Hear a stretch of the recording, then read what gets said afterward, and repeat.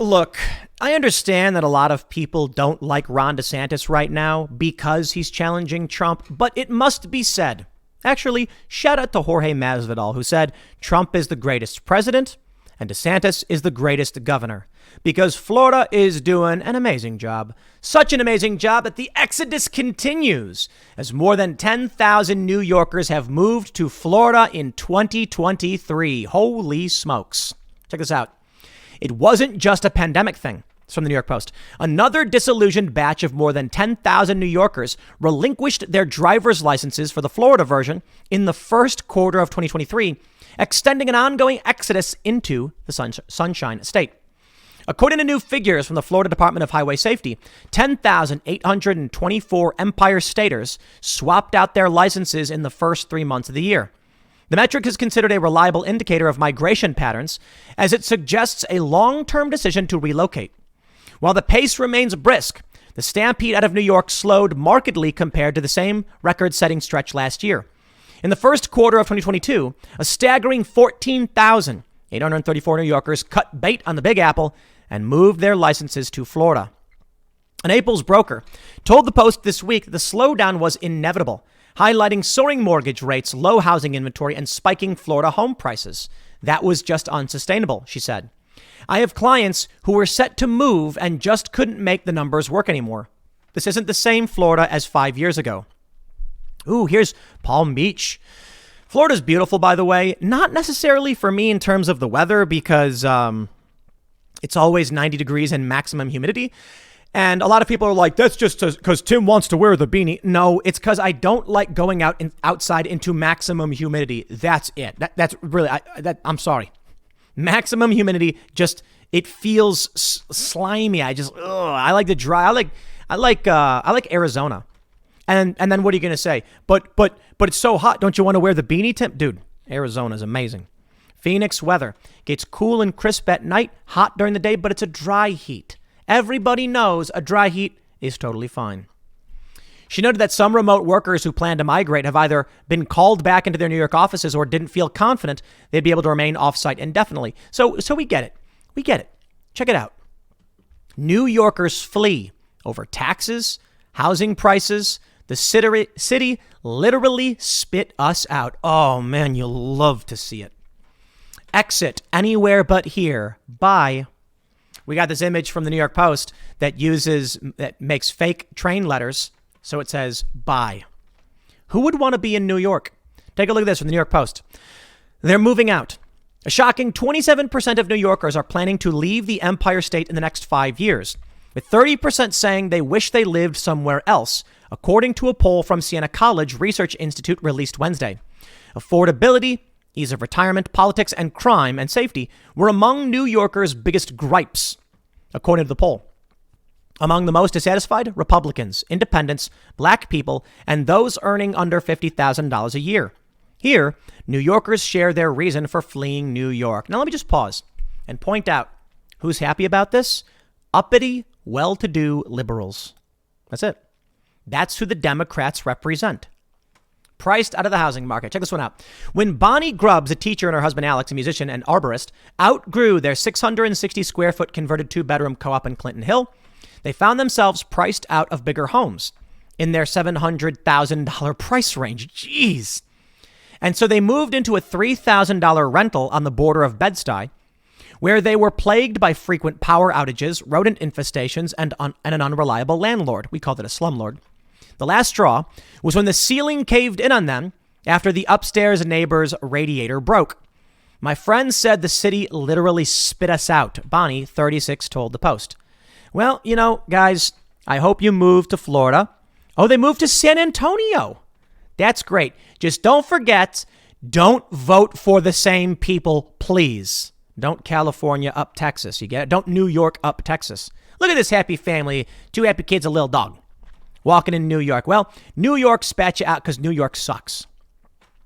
In February this year, they moved to San Antonio with Bonnie's family, where they're living rent-free until they can buy a place of their own.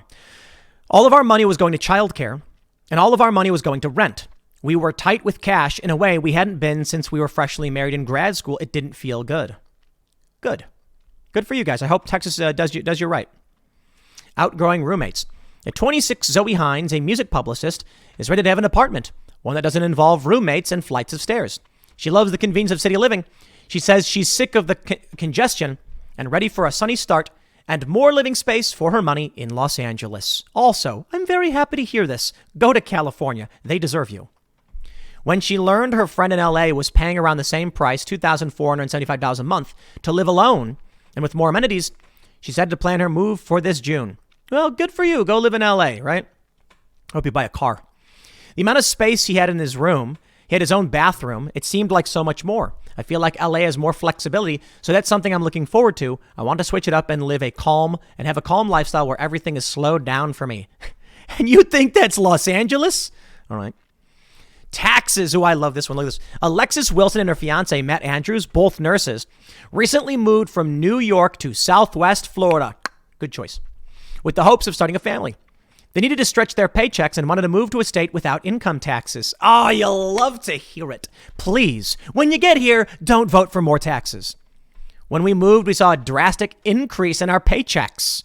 That's right. They were also able to double their square footage in the Sunshine State. Plus, they have access to a dog park, pool, and gym. We were able to buy a house after a year and a half of renting, which I don't believe would have been possible in New York with the amount of taxes. Aging out of the state. Here's one. Carol Anderson, 76, lived in her apartment in the Upper East Side since 1985.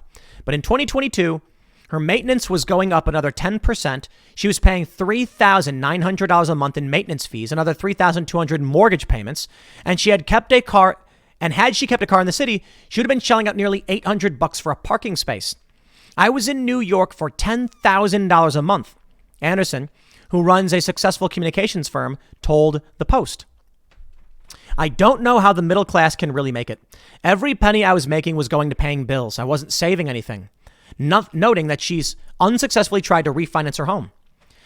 In June 2022, she decided to move down to New Orleans, where she's paying $2,200 a month in maintenance fees for a condo, and 1/3 of what she paid in New York on real estate taxes, she said. I aged out of New York, Anderson said. I love New Orleans more. And you know why this is happening? Democrat policy. And good. Here's the only thing I ask to all of these people who are fleeing New York. Do not bring your garbage politics to the places you are moving to. Now I can sit back and just say, I think it's a good thing that we're seeing people get out of New York. But one person going to LA, I kind of roll my eyes at. In the end, here's what needs to happen. New York needs to collapse. You know why? If New York City collapses, they will lose political power in the state. And then the rural portions of the state will take over. And the city may actually get corrected by state policies. I'm excited for this. I was saying this the other day. How can a city sustain itself? How can Democrats maintain any sort of power if they are burning down their own cities? They can't. Cities are their hubs. If people are fleeing the cities, the Democrats will not exist in 20 years. The cities will just be small little spattered remnants of what once was. Plus, they abort their kids. They sterilize their kids. Why could anyone be so pessimistic about where we're going? Now, I like to talk about civil war and things like that. And people are like, it's such a black pill, Tim. Look, these things are bad, but I don't think they're the apocalypse. I think we're heading in, to be honest, a positive direction. Things will generally improve. Maybe you live in a city. Well, that's too bad. You want to stay there? It will get worse for you. But if you live outside a city, the things I see just seems to be everything's pretty much okay. Having a good time, minding my own business, got chickens. Some people got goats. We're going to have more chickens. Apparently, some of our silkies are brooding, 3 of them. They're all getting ready to have babies. We're going to have a bunch of baby chickens running around. Very excited for that. We go through periods where we incubate many baby chickens, baby chickies, same thing. And life is good. The air is fresh. The gunshots ring out and we don't fear them. We take care of the land to the best of our abilities and we're healthier for it. You want to live in these cities where everything smells like sour milk, by all means, you go ahead and do it. Or you can go to a place like Florida, which seems to be doing a really good job. They call Ron DeSantis an authoritarian and a despot, despite the fact that Florida is doing better than ever. Gavin Newsom went down to Florida recently and said, this is authoritarianism and other garbage nonsense. Oh, shut up, Newsom. Your state is a wasteland. How dare you compare Miami to the feces-ridden streets of California? Nice try, dude. We're not buying it. I'll leave it there. Make sure to check out the Culture War podcast over at youtube.com/Timcast. I think we had Alex Jones on today. Should be a whole lot of fun. Thanks for hanging out, and we will see you all there.